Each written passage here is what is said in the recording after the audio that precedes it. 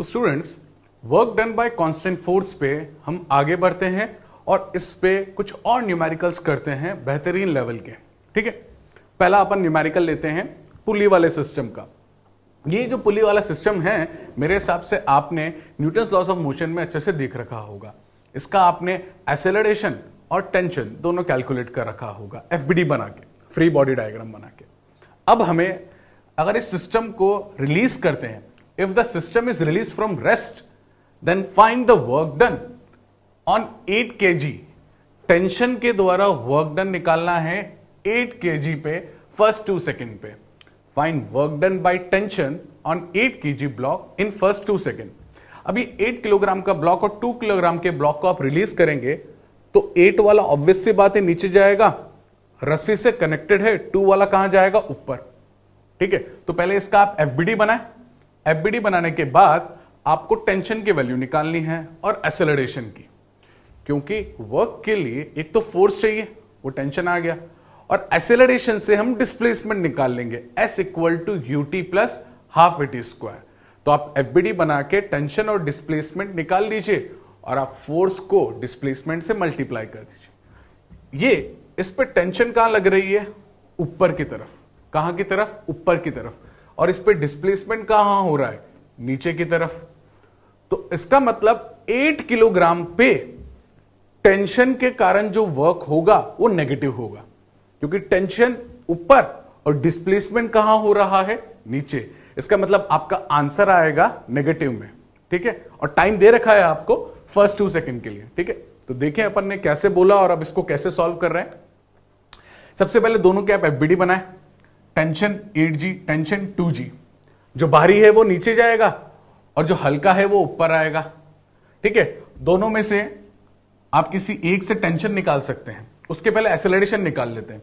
Acceleration में ले जाने वाला माइनस रोकने वाला अपॉन मास। ले जाने वाला कौन है? भारी 8G। ओपोज कौन कर रहा है? 2G।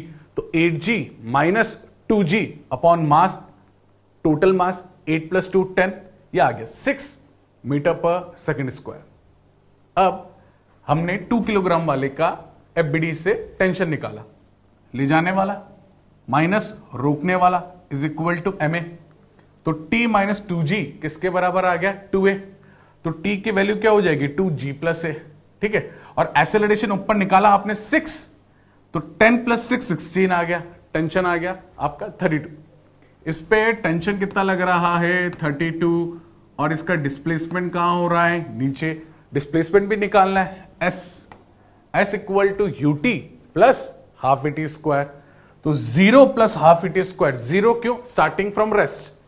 तो एक्सेलरेशन है 6 और टाइम कितना है? 2। तो 2 का स्क्वायर हो जाएगा 4। ये कितना आ गया आपका? 12 मीटर।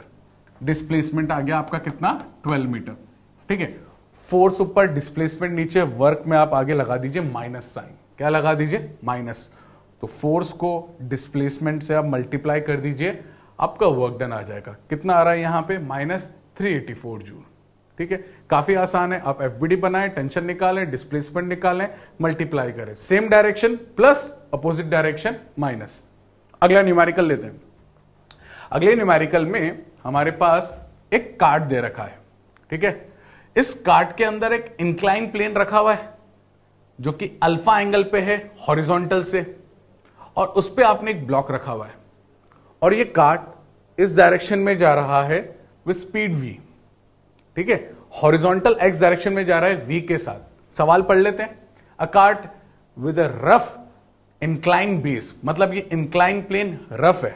ठीक है ना, अब ये रफ वर्ड का ध्यान रखना। Moves in a horizontal direction with speed v if the block is placed on a incline plane. Block रखा गया and given alpha is less than angle of repose. Alpha क्या है? एंगल ऑफ रिपोज से कम। Find work done by normal reaction. अब angle of repose से कम है, इसका मतलब ब्लॉक फिसल नहीं रहा, स्लिप नहीं हो रहा, और हमको नॉर्मल के कारण वर्क डन निकालना है। सबसे पहले हमें नॉर्मल रिएक्शन निकालना पड़ेगा इंक्लाइन प्लेन पे, तो एफबीडी ढंग से बनाना पड़ेगा। अब एक बार अपन यहां पे ट्राई करते हैं, फिर सॉल्यूशन पे आते हैं। भाई normal perpendicular to the surface रहेगा, normal perpendicular to the surface रहेगा। एक्सेलरेशन हो नहीं रहा कांस्टेंट स्पीड से चल रहा है, और डिस्प्लेसमेंट कहां की तरफ होगा, आगे की तरफ, एस। डिस्प्लेसमेंट कहां की तरफ होगा, आगे की तरफ। ये अल्फा, तो ये वाला एंगल कितना होगा, अल्फा। ठीक है, ये एक हॉरिजॉन्टल, ये हॉरिजॉन्टल, बीच में से एक ट्रांसवर्सल जा रहा है, ये अल्फा, तो ये अल्फा होगा, अल्टरनेट इंटीरियर एंगल। और ये टोटल एंगल कितना है, 90, तो ये बचा हुआ एंगल कितना होगा, 90 degree minus alpha, 90 degree minus alpha. यहां पे आपको नॉर्मल पता है और डिस्प्लेसमेंट पता है, और दोनों के बीच में एंगल पता है, 90 minus alpha. Force into displacement into cos of 90 minus alpha. इस तरह से आप आसानी से इसका वर्क डन कैलकुलेट कर सकते हैं। टी टाइम के लिए पूछा है तो डिस्प्लेसमेंट कितना हो जाएगा, v इंटू टी। ठीक है, और याद करें इंक्लाइन प्लेन पे नॉर्मल की वैल्यू कोई बता सकता है, बिल्कुल mg cos alpha. Incline plane पे नॉर्मल, क्योंकि mg के दो कंपोनेंट होंगे, एक परपेंडिकुलर, एक अलोंग। ठीक है, ये अल्फा, तो ये वाला अल्फा होता था, इस तरफ क्या जाता था, mg cos अल्फा। ये अपन ने एनएलएम में देखा था। ठीक है, सॉल्यूशन देखते हैं। यहां पे परपेंडिकुलर तो सरफेस नॉर्मल रहेगा जैसा हमने बनाया, ये अल्फा, बचा हुआ कितना हो गया, 90 माइनस अल्फा। डिस्प्लेसमेंट हमने बता ही दिया, v इंटू टी। नॉर्मल है mg cos अल्फा। फोर्स पता है, डिस्प्लेसमेंट पता है, दोनों के बीच का एंगल पता है, वैल्यू पुट कर दे। नॉर्मल की जगह लिखें mg cos अल्फा, डिस्प्लेसमेंट की जगह लिखें v इंटू टी, और दोनों के बीच में एंगल कितना है, 90 माइनस अल्फा। और आपको बोला था कोसाइन का ट्रिग्नोमेट्री पूरा याद रखें। कॉस 90 माइनस अल्फा क्या होता है, साइन अल्फा। तो कॉस 90 माइनस अल्फा की जगह अपन ने क्या लिख दिया, साइन अल्फा। और ये जो कॉस अल्फा है ये नॉर्मल का लिखा है, ये नहीं है। इस कॉस 90 माइनस अल्फा का क्या लिखा हमने, साइन अल्फा। और नॉर्मल की जगह क्या लिखा, mg cos alpha.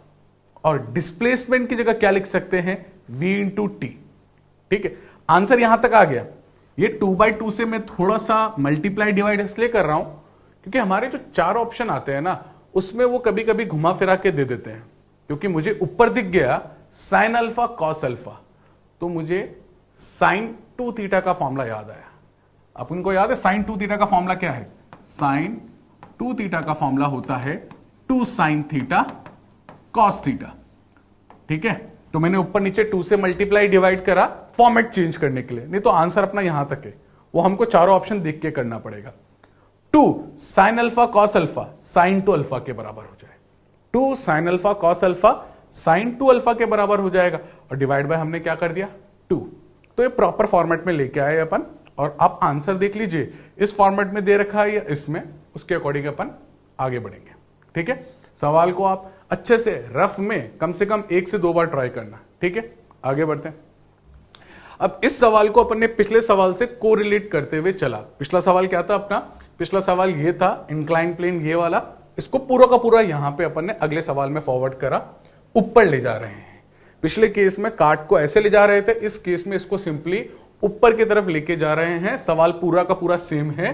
If the cart in the previous question is moving vertically upward with v, vertically upward with v, constant speed है, find work done by friction in time t। पहले normal के कारण पूछा और अब friction के कारण।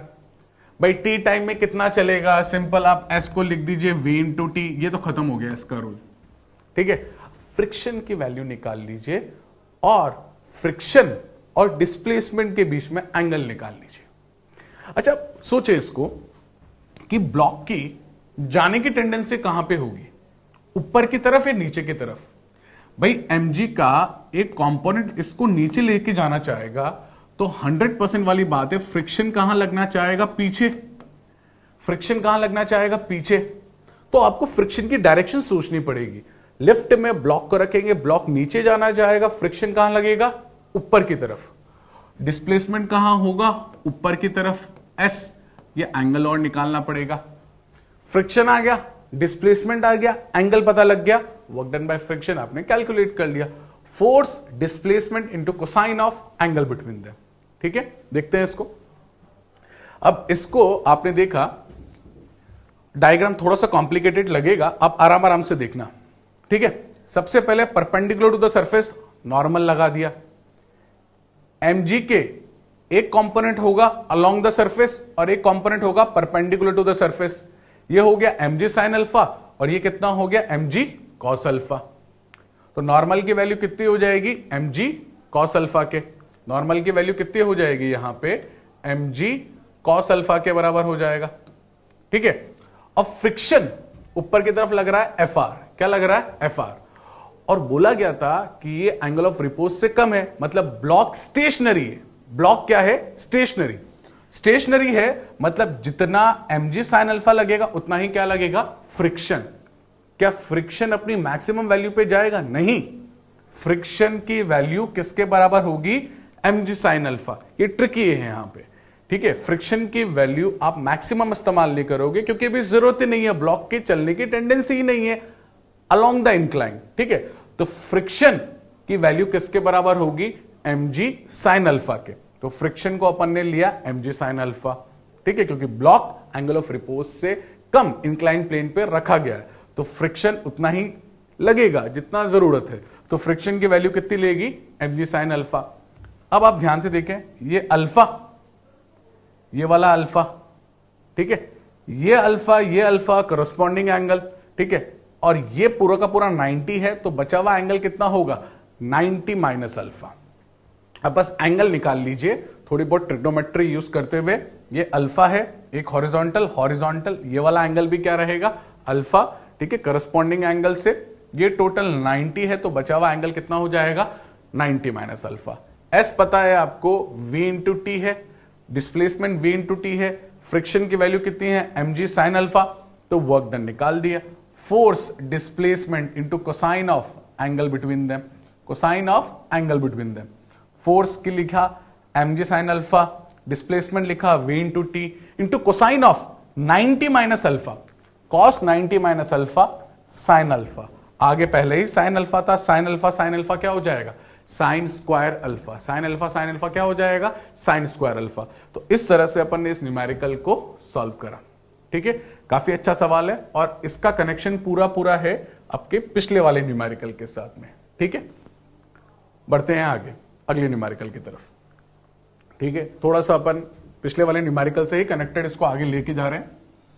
एक इंक्लाइन प्लेन है थीटा एंगल पे और एक ब्लॉक को रिलीज कर दिया यहां से ए से, तो ब्लॉक 100% सी बात है नीचे की तरफ आएगा। ठीक है, इंक्लाइन प्लेन फिक्स है अर्थ के साथ थीटा एंगल पे, और ये म्यू ये बता रहा है सरफेस रफ है, सरफेस क्या है, रफ। अब ऊपर से वो धीरे धीरे नीचे आएगा, कुछ टाइम वगैरह लेगा, और यहां से यहां तक आपको डिस्प्लेसमेंट दे रखा है एस। अब ध्यान से सुनना, शायद लास्ट लेक्चर में अपन ने एक पॉइंट बोला था कि ग्रेविटी का जो वर्क डन होता है वो वर्टिकल होता है, हॉरिजॉन्टल डिस्प्लेसमेंट में कोई मतलब नहीं रखता। मैंने बोला था आगे न्यूमेरिकल पे आएंगे अपन, तब मैं एक्सप्लेन करूंगा। तो मैं दो न्यूमेरिकल के थ्रू आपको ये एक्सप्लेन करता हूं कि वर्क डन बाय ग्रेविटी सिर्फ वर्टिकल डिस्प्लेसमेंट से मतलब रखता है, हॉरिजॉन्टल से नहीं। ठीक है ना, इस न्यूमेरिकल को देखते हुए अपन आगे बढ़ते हैं और अगले न्यूमेरिकल और इसको रिलेट करते हुए वो मैं लास्ट में पॉइंट लिखवा दूंगा आपको। अब यहां से यहां तक आया, आपको नॉर्मल ग्रेविटी ऑफ फ्रिक्शन के कारण वर्क निकालना है, नॉर्मल ग्रेविटी ऑफ फ्रिक्शन के कारण वर्क निकालना है। Normal perpendicular to the surface लगेगा, नॉर्मल की वैल्यू क्या होगी, mg cos अल्फा, नीचे क्या लगेगा, mg sin अल्फा, नीचे लगेगा mg sin अल्फा, पीछे क्या लगेगा, फ्रिक्शन, और इस तरफ क्या लगेगा, mg cos अल्फा। ठीक है, तो बताएं mg का कौन सा कंपोनेंट वर्क करेगा, परपेंडिकुलर वाला या अलोंग वाला, अलोंग वाला। नॉर्मल ऊपर डिस्प्लेसमेंट नीचे, नॉर्मल ऊपर डिस्प्लेसमेंट नीचे, एंगल 90 खत्म। नॉर्मल का वर्क वहीं खत्म हो गया क्योंकि नॉर्मल लग रहा है ऐसे और डिस्प्लेसमेंट हो रहा है नीचे की तरफ। नॉर्मल लग रहा है ऐसे, डिस्प्लेसमेंट नीचे की तरफ, एंगल कितना हो गया 90। तो यहीं से आप सीधे बोल दीजिए वर्क डन बाय नॉर्मल कितना हो गया, 0। एक एक करके अपन बाकी के भी देखते हैं। ठीक है, उसके लिए पहले अपन एफबीडी बनाएंगे इसकी। नॉर्मल ऊपर लग रहा है mg साइन थीटा इधर, mg cos थीटा इधर, यहां पे अपन ने अल्फा बोला था, एंगल थीटा ही दे रखा है, एंगल इस क्वेश्चन में थीटा ही दे रखा है, mg cos theta, mg sine theta. ठीक है, ब्लॉक नीचे आ रहा है, ब्लॉक मोशन में है, तो फ्रिक्शन क्या लगेगा, म्यू एन, क्या लगेगा, म्यू एन, क्योंकि ब्लॉक किस में है, मोशन में है। तो नॉर्मल का वर्क डन तो अपन ने सिंपली 0 कह दिया था, क्योंकि ये एक दूसरे के क्या है, परपेंडिकुलर। mg का वो कंपोनेंट लिया हमने जो डिस्प्लेसमेंट की डायरेक्शन में है। mg का कौन सा कंपोनेंट लिया, वो कंपोनेंट लिया जो डिस्प्लेसमेंट के डायरेक्शन में है, और उसको सिंपली आपने डिस्प्लेसमेंट से मल्टीप्लाई कर दिया, mg sine theta into S, और आगे प्लस लगा दें, और प्लस नहीं भी लगाए तो चलेगा, बाय डिफॉल्ट प्लस ही रहेगा। तो mg साइन थीटा अपन ने इंटू मल्टीप्लाई कर दिया s से, इससे mg का वर्क डन आ गया। ठीक है, और लास्ट में अपन ने फ्रिक्शन के कारण देख लिया, फ्रिक्शन का क्या हो गया, पीछे लग रहा है फ्रिक्शन और आगे क्या हो रहा है, डिस्प्लेसमेंट। और फ्रिक्शन का वैल्यू किसके बराबर होगा, फ्रिक्शन का वैल्यू होगा म्यू एन, और नॉर्मल की वैल्यू कितनी, mg cos थीटा, तो ये हो जाएगा म्यू mg cos थीटा। तो बस फोर्स पता है, डिस्प्लेसमेंट पता है, अब फोर्स को डिस्प्लेसमेंट से आप क्या कर दीजिए, मल्टीप्लाई। ठीक है, तो ये अपन ने वर्क डन बाय नॉर्मल लिया, वर्क डन बाय ग्रेविटी लिया और फ्रिक्शन लिया। यहां पे ग्रेविटी के कारण कुछ वर्क डन आ रहा है, और अब मैं आपको अगले सवाल के थ्रू ये प्रूव करूंगा कि वर्क डन बाय ग्रेविटी सिर्फ और सिर्फ इंक्लाइन प्लेन की लेंथ पे नहीं, केवल हाइट पे डिपेंड करता है। ठीक है, तो आगे बढ़ते हैं अपन अगले न्यूमेरिकल की तरफ। अगले न्यूमेरिकल में बिल्कुल सेम सिनेरियो लिया। ठीक है, हमने वर्क डन बाय ग्रेविटी लिया ए से बी तक, कहां से कहां, ए से बी। इस केस में अपन ने अब सरफेस को स्मूथ मान रखा है अपन ने, क्योंकि अपन को फ्रिक्शन से कोई लेना देना नहीं, हमें उस पॉइंट पे ध्यान देना है कि वर्क डन बाय ग्रेविटी, पहले ही लिख दिया मैंने, does not depend upon horizontal displacement, horizontal displacement पे डिपेंड नहीं करता। इसके लिए मैंने ये वाली लेंथ ना दे के आपको ये वाली लेंथ दे रखी है, ताकि मेरा आंसर ऑटोमेटिकली उसी फॉर्मेट में आए जिसमें मैं चाह रहा हूं। और आपको वर्क डन बाय ग्रेविटी निकालना है जब ब्लॉक को आप इस हाइट से रिलीज करते हो और वो कहां पहुंच जाता है, नीचे। ठीक है, तो इसमें क्या करेंगे, एक काम करते हैं, सबसे पहले इस डिस्टेंस को कुछ अज्यूम कर लेते हैं s। लो खत्म सवाल। अभी थोड़ी देर पहले हमने इसका वर्क निकाला था जब यहां पे डिस्प्लेसमेंट दे रखा था s। mg के दो कंपोनेंट ले लिए थे, एक अलोंग द सरफेस और एक परपेंडिकुलर टू द सरफेस। यहां पे क्या आया था, mg साइन थीटा, तो mg साइन थीटा को आप s से मल्टीप्लाई कर दीजिए, वर्क डन आ गया। mg साइन थीटा को आप s से मल्टीप्लाई कर दीजिए, वर्क डन आ गया। पर सवाल ये उठता है, क्या इस पर्टिकुलर फिगर में s पता है? आपको यहां पे h पता है, ये जो राइट एंगल ट्राइंगल है आपको h पता है, तो इस ट्राइंगल में आप थीटा की हेल्प से h और s को कोरिलेट कर सकते हैं। Sine theta h by S, sine theta h by S, और फिर उसे आप सॉल्व कर सकते हैं। ठीक है, फिर उससे आपका जो रिलेशन आएगा वो अपन डायरेक्टली देखते हैं। यहां पे mg के दो कंपोनेंट ले लिए, एक अलोंग एक परपेंडिकुलर, और in this triangle sine theta हमने लगाया h बाई एस। क्या लगाया, h बाई एस, तो s sine theta cross multiply करा, h आ गया। तो कहीं पे आपको s साइन थीटा दिखे, आपको वैल्यू पुट करनी है कैपिटल H। क्या पुट करनी है, कैपिटल H। और वर्क डन बाय ग्रेविटी हमने देखा mg sine theta into S, ऐसा ही करा था लास्ट न्यूमेरिकल में, और ये s साइन थीटा की जगह आप इसको प्लेस कर दो और h की वैल्यू पुट कर दो, mgh। तो देखिए mg लग रहा था नीचे और वर्टिकल डिस्प्लेसमेंट कितना हुआ, h, तो automatically work done by gravity कितना आ गया, mgh। कितना आ गया, mgh। फर्स्ट लेक्चर में भी अपन ने कुछ ऐसा डायग्राम बनाया था, वहां पे अपन ने पूरा एक्सप्लेन नहीं करा था, समय लगेगा, इसलिए अपन ने इस न्यूमेरिकल में मैंने आपको कंफर्म कर दिया कि ग्रेविटी के द्वारा वर्क वर्टिकल डिस्प्लेसमेंट से मतलब रखता है, हॉरिजॉन्टल से बिल्कुल नहीं।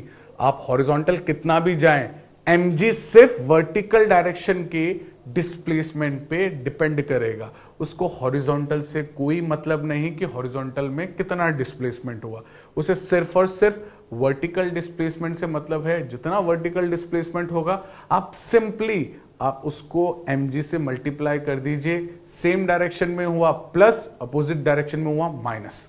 ठीक है, हम आगे न्यूमेरिकल्स में पूरे चैप्टर में कहीं पे भी ये पूछा जाए इस चीज का फायदा उठाएंगे, बिल्कुल उठाएंगे। हम वापस से पूरा डिराइव नहीं करने बैठे कि वो हॉरिजॉन्टल डिस्प्लेसमेंट पे वर्क डिपेंड नहीं करता mg का, वेट का, ग्रेविटी का। अब अगले न्यूमेरिकल में अपन फायदा उठा ही लेते हैं। जब अपन ने इतना पढ़ा है तो इस न्यूमेरिकल में फायदा उठाना बनता है। ठीक है, एक रस्सी से एक बॉल को लगा दिया, कुछ पेंडुलम टाइप का फिगर बना दिया। बॉल का मास m है, रस्सी आइडियल है, हमारी लेंथ l है, और यहां से थीटा एंगल पे ले जाके रिलीज कर दिया। क्या कर दिया? रिलीज। अब रिलीज करने पे ये कहां जाएगा? नीचे। ऊपर क्यों नहीं जाएगा भाई? नीचे mg लग रहा है। वो बोलेगा इसको आना पड़ेगा नीचे। किस तरफ आना पड़ेगा? नीचे, क्योंकि इसको ग्रेविटी बुला रही है। कोई ऑप्शन है नहीं ना, आप ऊपर बुलाओ तो जाएगा। अभी तक तो एक ही फोर्स लग रहा है mg। ठीक है, कनेक्टिविटी के कारण ये ऐसा पाथ लेगा क्योंकि रस्सी कनेक्टेड है, टेंशन उसमें डेवलप होगा। अब ये ए से बी तक आया। अब सवाल क्या कह रहा है आपसे? आपको ग्रेविटी के कारण, किसके कारण? ग्रेविटी के कारण वर्क निकालना है। ठीक है, mg लग रहा है, ओके। अब mg का वर्टिकल डायरेक्शन में लगना है तो इसका आप डिस्प्लेसमेंट लीजिए वर्टिकल डायरेक्शन में, और अगर आपने वर्टिकल डायरेक्शन में इसका डिस्प्लेसमेंट पता कर लिया, आपका सवाल खत्म। वर्टिकल डायरेक्शन में आपने इसका डिस्प्लेसमेंट लिया, सवाल खत्म। तो एक काम करें ना, यहां पे एक परपेंडिकुलर डाल दे और बस यहां से यहां तक की ये हाइट आप पता कर लें, क्योंकि इतना ही नीचे आया। हमको तो ब्लॉक से मतलब है ना, ये जो बॉल है इससे मतलब है कि कितना नीचे आया। तो इस पे नीचे की तरफ फोर्स क्या लग रहा है? m इंटू जी। आप उसको h से मल्टीप्लाई कर दे, आपका आंसर आ गया mgh। प्लस में mg नीचे, डिस्प्लेसमेंट नीचे, आंसर आ गया mgh। अब थोड़ा सा ट्रिग्नोमेट्री हमको यूज करना पड़ेगा क्योंकि हाइट नहीं दे रखी, लेंथ दे रखी है। ये लेंथ l है और यहां से लेके यहां तक की लेंथ कितनी है? l। रस्सी की लेंथ तो सेम रहेगा और ये हाइट है h। अगर मुझे ये वाली हाइट पता लग जाए यहां से यहां तक की, तो ये बची हुई भी आ जाएगी। टोटल लेंथ में से इसको माइनस कर दें। ठीक है, तो आप सोचें कि जब आप परपेंडिकुलर डालेंगे, कोई ट्रिग्नोमेट्री के हेल्प से अगर ये लेंथ मिल जाए तो मजा आ जाए। ठीक है, ट्राइंगल में हमें पता रहता है लेंथ है l, जहां एंगल होता है थीटा उस तरफ कंपोनेंट आता है कॉस वाला, और उसके अपोजिट में कौन सा जाता है? साइन वाला। इसका मतलब ये कंपोनेंट कितना हो जाएगा? l cos theta. फिर से सुनना, ये ट्राइंगल है, ये थीटा है, जहां थीटा होता है वहां कंपोनेंट कितना जाता है? l cos थीटा, और उसके अपोजिट में क्या जाएगा? l sin theta. या इसको आप x मान लीजिए, फिर cos थीटा निकाल के सॉल्व कर लिए, अल्टीमेटली सेम आएगा, है ना। वो ट्रिग्नोमेट्री वाला पार्ट है, उससे अपन को ये लेंथ निकालना है। टोटल लेंथ चाहिए h, बड़ी लेंथ में से l cos थीटा को माइनस कर दीजिए, h आ गया mg इंटू h, और h आपने कैलकुलेट कर लिया। देखिए इसको कैसे करा है। यहां पे परपेंडिकुलर डाला सबसे पहले, ये लेंथ चाहिए आपको h, ये लेंथ l है। इस ट्राइंगल में जहां थीटा है वहां क्या आया? l cos थीटा, और ये बची हुई लेंथ क्या है? यहां से यहां तक की h। h कैसे निकलेगा? l में से l cos थीटा को माइनस कर दीजिए, तो l में से l cos थीटा को आपने माइनस कर दिया, ये h आ गया। वर्क डन बाय ग्रेविटी कितना हो गया? mgh। h की वैल्यू यहां से यहां उठा के पुट करें, और चाहें तो l को आप कॉमन निकाल लीजिए।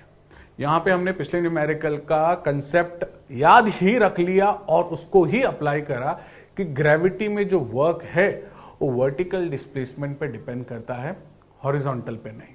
ये हमारा कांस्टेंट फोर्स के वर्क डन का बेहतरीन न्यूमेरिकल है, जिसमें अपन ने अप्लाई करा है ग्रेविटी का वर्टिकल डिस्प्लेसमेंट वाला कंसेप्ट। ठीक है, आगे बढ़ते हैं, कुछ एक इंपॉर्टेंट पॉइंट देख लेते हैं।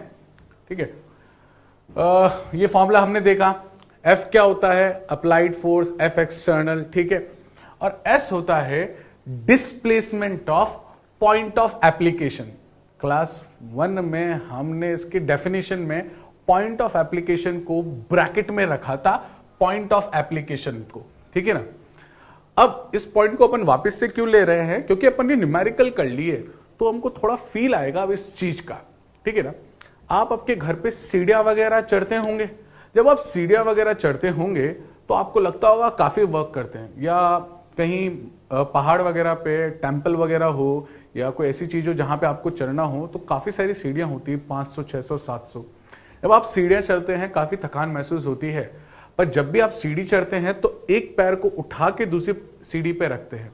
हमको लगता है हमने बहुत सारा वर्क करा, पर अब देखिए कि वर्क हुआ कितना। यहां पे आपने पैर रखा, फिर आपने यहां पे पैर रखा, फिर यहां पे रखा, तो जो नॉर्मल लगेगा ना, नॉर्मल का डिस्प्लेसमेंट नहीं हो रहा। नॉर्मल यहां पे है, क्या इसका डिस्प्लेसमेंट हुआ या आपने दूसरा पैर ऊपर रखा?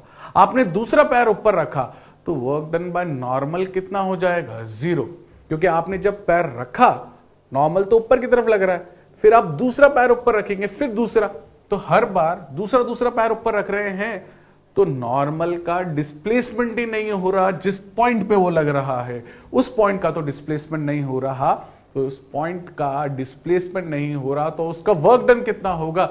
0। तो work done by normal is 0 when the man is moving up. जब मैन ऊपर की तरफ जा रहा है तो उस केस में नॉर्मल का वर्क कितना हो जाएगा? 0। कितना हो जाएगा? 0। अब अगर आप लिफ्ट में खड़े हैं, अगर पैर ही दिखा रखा है, ऊपर भी बॉडी है, हमने थोड़ा सा दिखा रखा है, अगर आप लिफ्ट में खड़े हैं तो लिफ्ट ऊपर की तरफ जा रही है, नॉर्मल भी कहां लग रहा है? ऊपर, डिस्प्लेसमेंट भी कहां हो रहा है? ऊपर।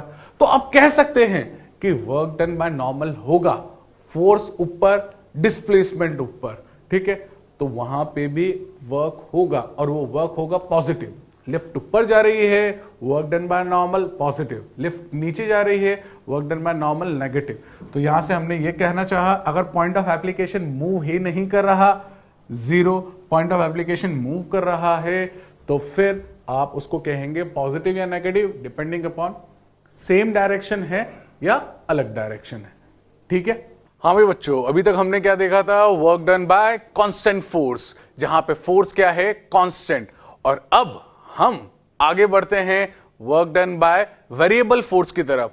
एक फोर्स जो वेरी कर रहा हो, उसके कारण हम वर्क कैलकुलेट करना चाह रहे हैं। थोड़ा डिफिकल्ट पड़ेगा, और मैंने फिर बोला आपको इंटीग्रेशन और डिफरेंशिएशन थोड़ा थोड़ा सा पढ़ना पड़ेगा इस चैप्टर के लिए। मैं तो कह रहा हूं सारे मैथमेटिकल टूल पढ़ें, काफी बेनिफिशियल रहेंगे आपके लिए। अब ध्यान से देखें, आपने ए पॉइंट से बी पॉइंट तक कोई भी कर्व बना दिया, और इस कर्व से यहां से लेके यहां तक एक फोर्स लेके जा रही है।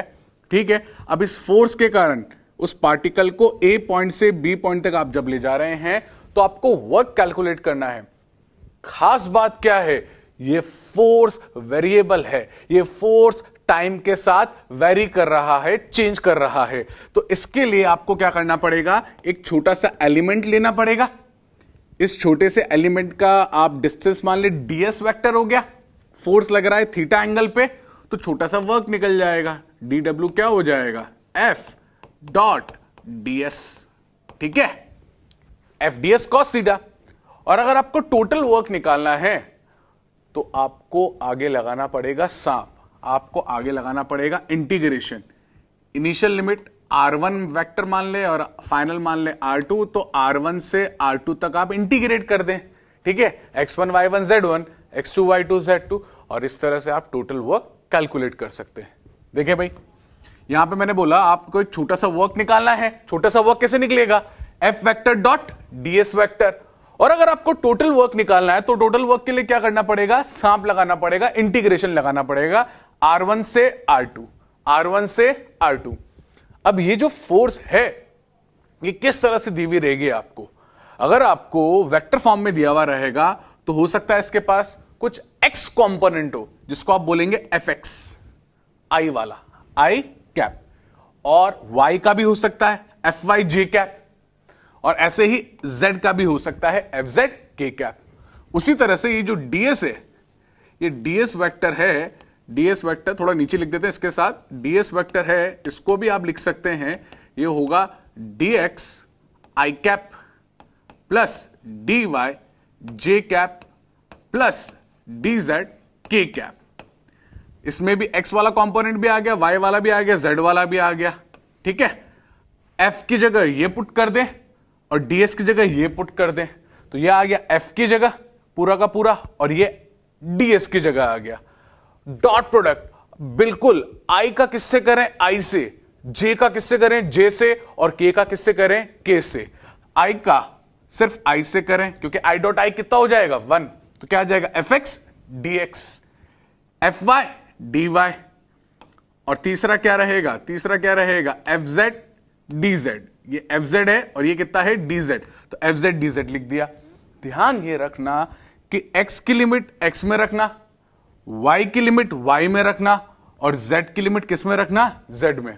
ठीक है, ये बेहतरीन फॉर्मूला आपके सामने मैंने रखा है, इसमें आप ध्यान रखना x का लिमिट x में रखने का है, y का लिमिट y में रखने का है, और z का लिमिट z में रखने का है।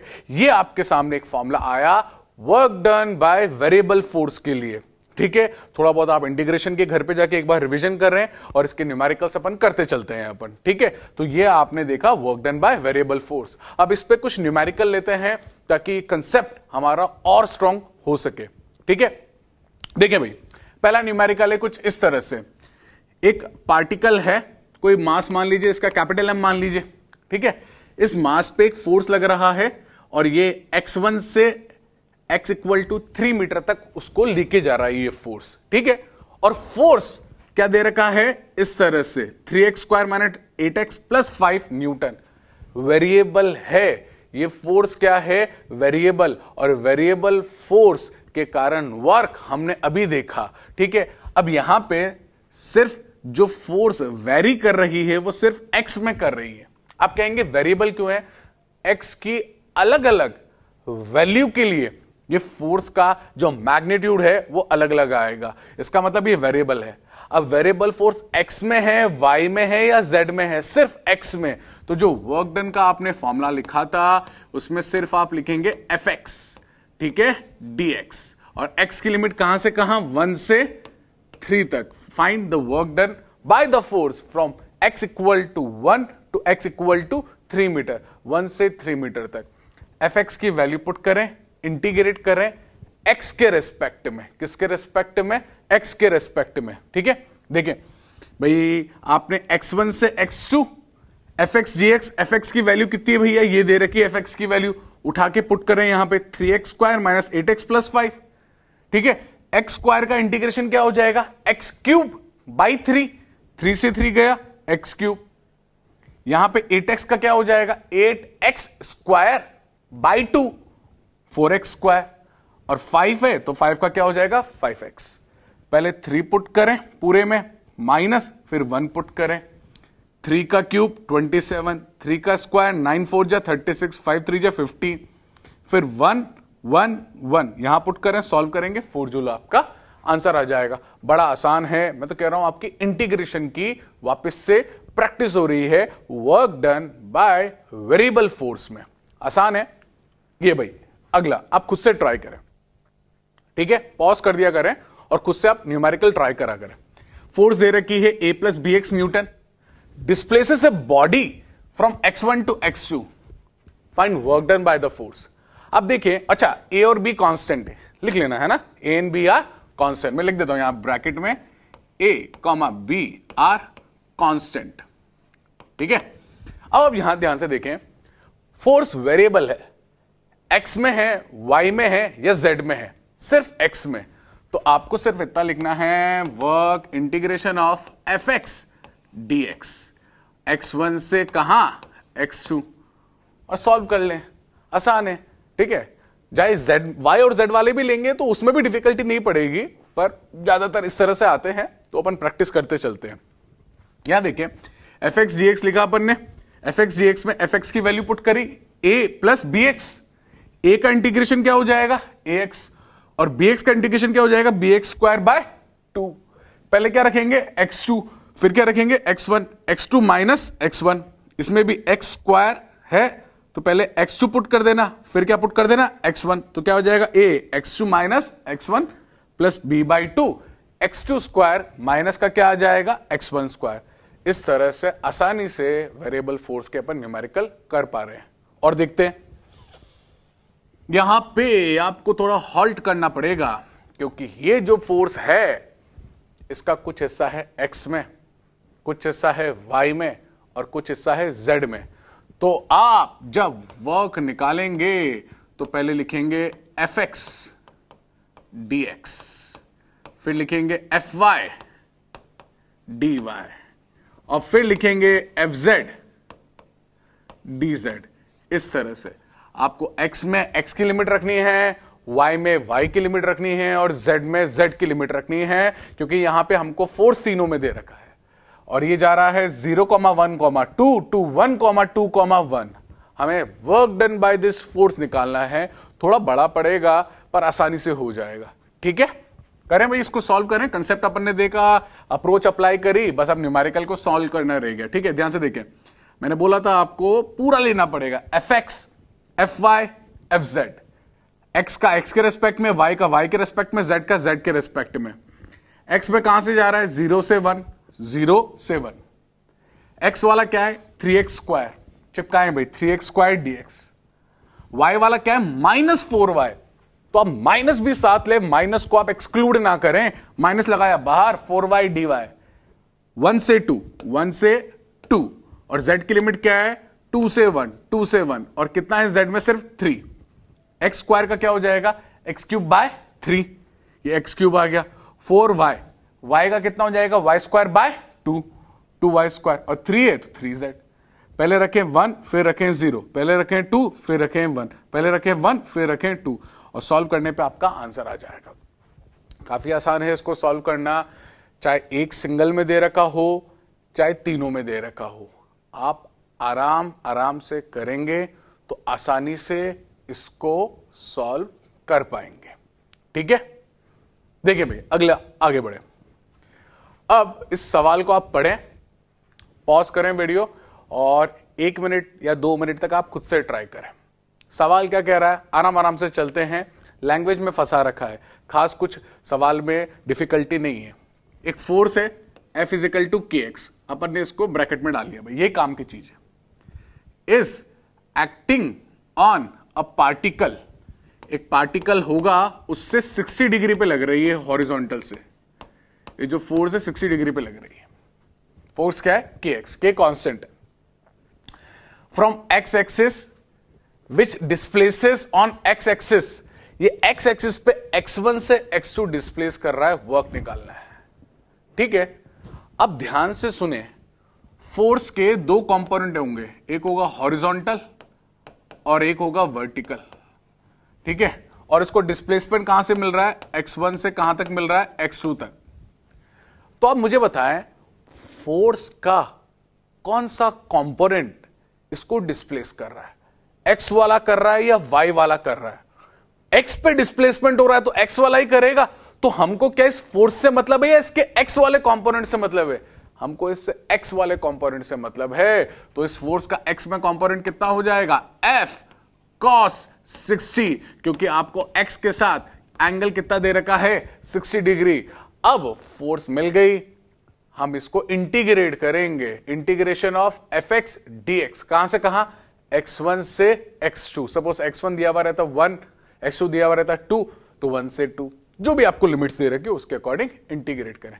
सवाल पढ़ें, उसकी अप्रोच जनरेट करें। सवालों में अप्रोच याद रखें, अप्रोच, सवाल बिल्कुल भी ना रटें, अप्रोचेस आपको याद रखनी पड़ेगी। ठीक है, ध्यान से देखें, इसको हटा दूं मैं, डायग्राम नीचे अच्छा बना हुआ है। एक पार्टिकल है मास m का, इस पे फोर्स लग रही है हॉरिजॉन्टल से 60 डिग्री के एंगल पे, और इसका कौन सा कंपोनेंट इसको x पे डिस्प्लेस करेगा? fx वाला। कौन सा वाला? fx वाला। x1 से x2, cos 60 की वैल्यू 1/2, और फोर्स कितना दे रखा है? kx। अब क्या है, अब आप इसको इंटीग्रेट कर दें। कैसे करेंगे भैया? वर्क क्या हो गया? Integration of fx dx। fx की वैल्यू कितनी हो जाएगी? f/2, f cos 60 dx f/2। f की वैल्यू कितनी होगी? kx, और k/2 कांस्टेंट है। x का इंटीग्रेशन क्या हो जाएगा? x²/2। कितना हो जाएगा? x²/2। तो x का इंटीग्रेशन हो जाएगा x²/2। x²/2 में पहले x2 रखें, फिर क्या रखें अपन? x1, तो x2² माइनस x1², 2 2 जा कितना हो जाएगा? 4। तो आपका आ जाएगा k/4 x2² माइनस x1²। ठीक है, सवाल की लैंग्वेज अच्छे से पढ़ेंगे, सवाल आसान हो जाएगा। आगे बढ़े, अगले सवाल की तरफ देखें। बेहतरीन सवाल, स्टैंडर्ड सवाल, कंसेप्ट इसका अच्छा है। आप अच्छे से सवाल पढ़ें और बड़ा सवाल देख के बिल्कुल भी ना डरें। अ फोर्स इतना kx i cap plus ky j cap, k constant, displaces the particle along x axis x axis में कहां से कहां ले जा रहा है, 0,0 टू a,0 फ्रॉम ओरिजिन बोले तो 0,0 to a,0 then along y axis from point a to point b कितना है, a, तो a,0 से a, find work done by this force. बेहतरीन सवाल। अब इस सवाल को अपन दो पार्ट में तोड़ के करते हैं। हम एक काम करते हैं ना, वर्क डन बीइंग स्केलर, पहले W1 निकाल ले, फिर क्या निकाल ले, W2, और टोटल वर्क के लिए क्या करें, W1 प्लस W2, खेल खत्म। पहले आप W1 निकालें, फिर आप क्या निकालें, W2। W1 x पे डिस्प्लेसमेंट हो रहा है तो x की लिमिट पुट करें, फिर कहां हो रहा है, y में, तो फिर किसकी लिमिट पुट करें, y में। तो हम एक काम करते हैं, पहले 0 टू a वर्क निकाल लेते हैं, फिर a टू कहां निकाल लेते हैं, b। मैं क्या बोल रहा हूं, पहला आप वर्क निकालेंगे 0 टू a W1, फिर आप वर्क निकालेंगे a टू b W2। तो भाई स्टार्ट करते हैं 0 से a, कहां से a, 0 से a, 0 से a में x डायरेक्शन में जा रहा है। x डायरेक्शन में कौन सी फोर्स लग रही है, फोर्स देखिए आप, x डायरेक्शन में लग रही है kx, तो हमने लिखा fx कितना हो गया, kx, x में तो x ही वर्क करेगा, तो जो वर्क निकालेंगे इंटीग्रेशन ऑफ fx dx, हमने k को बाहर निकाला और fx की वैल्यू क्या थी, kx, x dx, x का इंटीग्रेशन क्या हो जाएगा, x स्क्वायर बाई 2। भाई इसका मैं लिख दूं, इंटीग्रेशन क्या हो जाएगा, k into x square by 2। पहले आप पुट करेंगे a, फिर 0 पुट करने की जरूरत ही नहीं है, तो कितना हो जाएगा, k a स्क्वायर बाई 2। ये आ गया W1, ये मैंने लिख दिया W1। W1 की वैल्यू हमारे पास आ गई, W1 की वैल्यू कितनी आई, k a स्क्वायर बाई 2। अब a से b निकालें, a से b जा रहे हैं, y डायरेक्शन में फोर्स कितनी लगेगी, ky, कितनी लगेगी, ky, न्यूमेरिकल में दे रखा है भाई ky, y डायरेक्शन की फोर्स। ठीक है, तो ये y डायरेक्शन की फोर्स को अपन इसमें लेते हैं, इंक्लूड करते हैं और सॉल्व करते हैं, ky। तो वर्क 2 कितना हो जाएगा, Fy dy, और dy में कहां से कहां जा रहे हैं, 0 से a, पुट कर दे भैया यहां पे 0 से a, 0 से a, तो 0 से a लिख दिया। और y का इंटीग्रेशन क्या हो जाएगा, y स्क्वायर बाई 2, फिर अगेन लिमिट पुट करेंगे, पहले a, 0 पुट करने की जरूरत नहीं है, k स्क्वायर बाई 2। तो टोटल वर्क कितना हो जाएगा, total work will be given by W1 plus W2। W1 आ चुका था, ये है आपका W2, W2 k square by 2, तो k square by 2 plus k square by 2, total कितना हो जाएगा, k a स्क्वायर। सवाल आप ध्यान से पढ़ें, कैसा भी डायग्राम दे रखा हो आराम आराम से करें, ज्यादा पार्ट्स दे रखे हो ब्रेक कर लें, W1 W2, इससे आगे भी हो तो उसको भी आप कर सकते हैं। ठीक है, आगे बढ़े, बेहतरीन सवाल आप खुद से ट्राई करें। इस सवाल में गड़बड़ क्या हुई, उसने फोर्स में थोड़ी सी हमारे साथ बेईमानी कर दी, आई कैप में y डाल दिया और जी कैप में x स्क्वायर डाल दिया। आधे तो यहीं पे पढ़ के छोड़ देते हैं सवाल, आगे बढ़ते नहीं है। सवाल पढ़े, कहीं ना कहीं सवाल का अगर सॉल्व होना है तो हिंट कुछ ना कुछ उसमें दिया हुआ रहेगा। देखिए, find work done by the force, ये वाला, in displacing the particle from 0,0 to 2,4।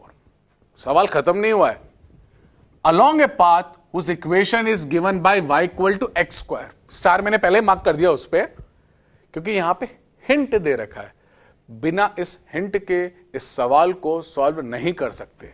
भाई आप वर्क लिखेंगे, integration of f x D x, F Y D y. F x क्या है, एक्स वाला कंपोनेंट, एफ वाई क्या है, वाई वाला कंपोनेंट। ठीक है, एफ एक्स की वैल्यू कितनी है, वाई, वाई डी एक्स, और एफ वाई की वैल्यू कितनी है, एक्स स्क्वायर डी वाई।